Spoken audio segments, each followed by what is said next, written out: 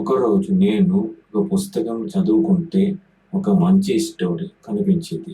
ఈ లోకంలో కొంతమంది చాలా పేదవాళ్ళు. వాళ్ళ దగ్గర కేవలం డబ్బు మాత్రమే ఉన్నాయి. అవును, ఈ ప్రపంచంలో కొంతమంది ఎంత పేదవాళ్ళంటే వాళ్ళ దగ్గర డబ్బు తప్ప ఇంకేమీ లేదు.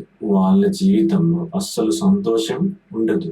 డబ్బులు కొండలా ఉన్నా సరే సంతోషం మాత్రమే ఉండదు. కానీ మన దగ్గర డబ్బు లేదు, సంతోషంగా ఉన్నా. బుద్ధ భగవానుడు ఒక మాట చెప్పాడు. నకాపన వస్సైన తిత్తికామేసు విద్యతి అప్పసత్త దుకాకామ ఇతి విన్యాయ పండితుడు. బంగారు నాణెల వర్షం కురిసినా సరే అలాంటి వాళ్ళ ఆశలు ఎప్పటికీ తీరవు.